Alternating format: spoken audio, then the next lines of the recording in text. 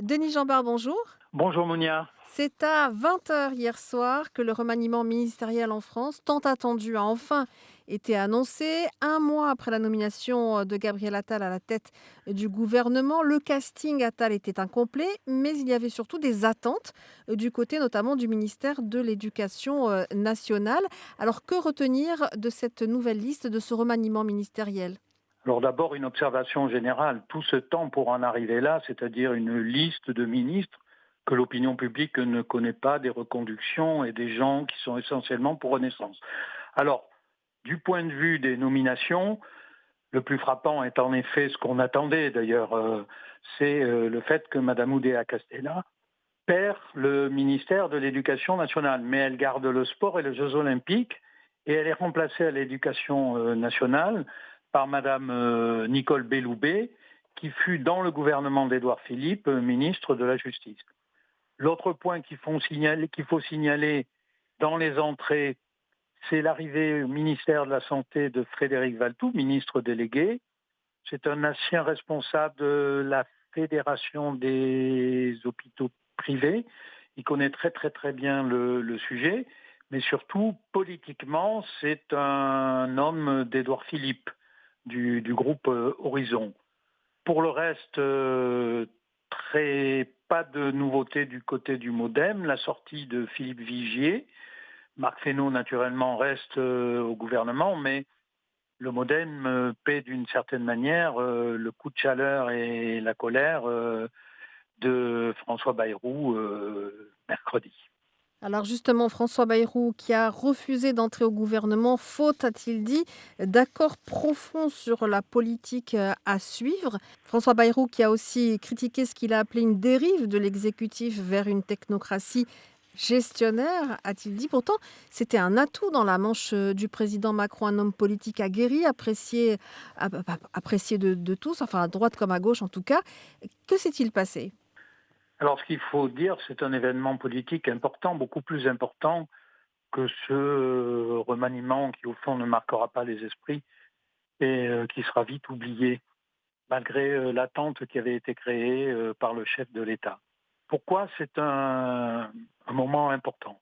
Tout simplement parce que François Bayrou est l'homme qui a permis en 2017 d'ouvrir le chemin de la victoire à Emmanuel Macron, en ralliant le MoDem au groupe En Marche et en tournant le dos à ses alliés traditionnels, c'est-à-dire autrefois l'UMP est devenu les Républicains, donc à François Fillon. Il lui a permis de grappiller les voix qui lui ont permis de remporter cette élection présidentielle, et il a été un allié très fidèle, y compris lors de la réélection de 2002. Donc c'est un moment important qui me rappelle un autre événement politique vieux d'il y a près de 40 ans, voire près de 50 ans, c'est-à-dire la rupture entre Jacques Chirac et Valéry Giscard d'Estaing. Et ça a sonné la fin de Jacques Chirac quand le RPR de l'époque a tourné le dos à son alliance avec l'UDF. Et donc là, il y a une fracture politique totalement nouvelle qui est portée, à mon avis, par à la fois sans doute des désaccords de fond que François Bayrou a exprimés, de fond sur la politique qui est conduite. Il commençait à grogner depuis quelques semaines, mais ayant été blanchi, en tout cas ayant eu un non-lieu dans l'affaire électorale, l'affaire judiciaire électorale, il pensait retrouver toute sa place. Et Il a là, il y a quand exprimé même, la pardon, excusez-moi, Denis Jambard, mais le parquet fait appel, donc il n'a pas encore Oui, le totalement parquet fait terminé. appel, alors il peut se retrouver, mais il aurait pu accepter puisque Emmanuel Macron prend des ministres même quand ils sont mis en examen, comme Madame Rachida Dati. L'appel, ça ne veut pas dire, mais il a été en première instance, il a gagné en tout cas sa partie, on n'a pas retenu, on n'a pas trouvé de preuves pour le mettre en cause. Donc on lui a fait des propositions, il les a refusées. Ça a été un véritable clash, me semble-t-il, entre le chef de l'État et lui-même. Mais ce qu'il faut savoir, c'est que François Bayrou, c'est un récidiviste de l'élection présidentielle.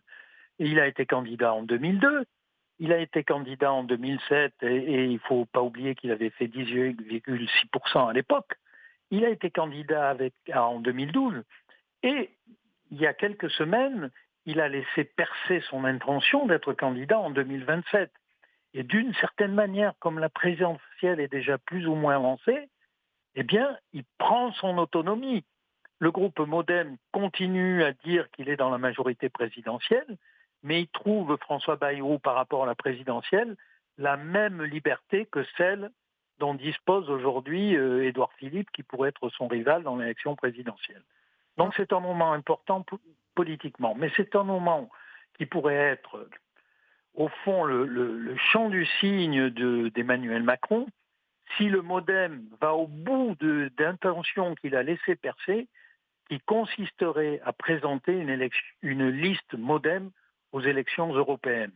Et là, naturellement, c'est un coup de poignard pour le parti d'Emmanuel Macron, Renaissance, qui, en plus, dans les derniers sondages, est à la peine sur ces élections européennes.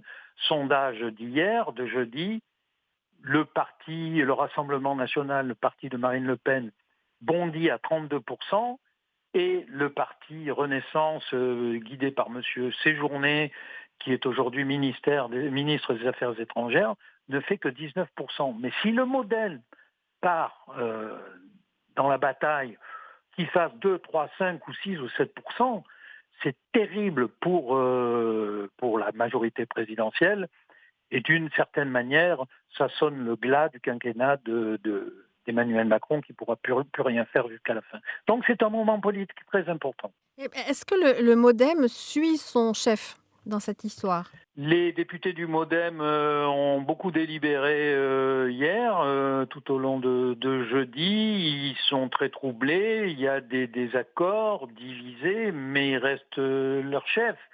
Et donc, en tout cas, Emmanuel Macron n'a pas tendu la main de manière spectaculaire en compensant le refus de Bayrou et le coup de colère de Bayrou, en faisant entrer, par exemple, un certain nombre de ministres Modem dans le nouveau gouvernement, ou le gouvernement Attal 2, on va dire, après le Attal 1, où il n'y avait que 14 ministres.